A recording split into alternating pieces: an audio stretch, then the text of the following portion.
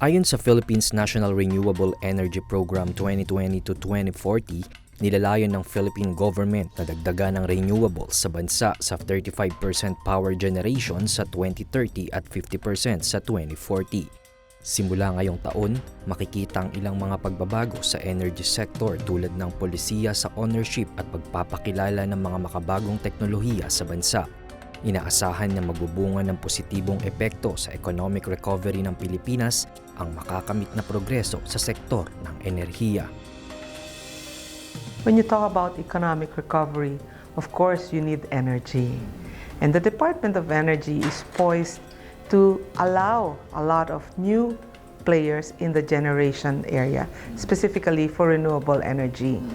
We award service contracts to hydro, ocean, biomass, offshore wind, onshore wind, all to create, to reach our target of 35% renewable energy by 2030 and 50% by 2040. And the way to do that is under this administration. For example, offshore wind is a fairly new technology, but this is large amounts of energy. For example, we awarded 75 service contracts and the total amount is 58 gigawatts. Just to appreciate 58 gigawatts, currently our total supply is about 28 gigawatts. So 58 is a huge number. But then we noticed that it's taking a long time to get the permits from the various government agencies. So the President signed Executive Order 21 to make sure that the permits that are needed by offshore wind will be facilitated. In the past months, naging mainit po yung usapin about nuclear power energy. So, what is the direction of the DOE on this? Nuclear is going to be part of the energy mix in the future. We're looking at both the conventional nuclear power plants and of course what they call the small modular reactors. Because we have islands, so some of them they need about 100 megawatts. Small modular reactors or SMRs can do that. We imagine in the future if we have a lot of renewable energy and most of them are variable or intermittent, you will need a way to stabilize the supply. And the way to do that would be to have some sort of load following coming from nuclear power. We are into full ownership of the foreign-owned businesses for energy. Can you tell us the advantages or the status now, the influx, and what are the potentials? We are very happy that in November we already got the approval to have 100% ownership by foreign companies for renewable energy. The impact is like this. Most renewable energy technologies that are new are not new for other countries, for more advanced countries. And we imagine that there will be some sort of technology transfer when they come in, bring the technology that is already well developed in their country to our country. For example, the first 100% foreign projects for offshore wind, 3 projects, is with Copenhagen. Okay. And they are going to invest $5 billion for 3 offshore wind projects. And we are sure that they will be able to succeed because they have built so many in their countries. Meanwhile, in the Philippines, we have yet to have our first offshore wind project. So that's Copenhagen, US and China. They are also investing. China especially is very interested also in offshore wind and solar. They're very strong on that. Nothing has been materialized ba?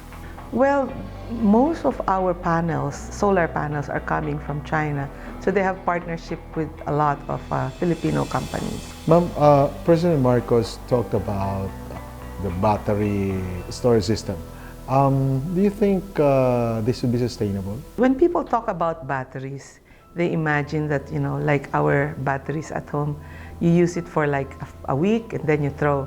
But batteries for energy systems, they last about 10 years. Some of them last 15 years. So the replacement is for a very long time.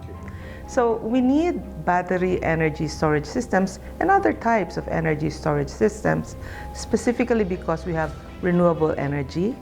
And renewable energy, because of the intermittency, pag walang araw, bababa yung output ng solar. Pag walang hangin, bababa yung output ng wind energy. So, the batteries, i-charge yan ng mga renewable energy.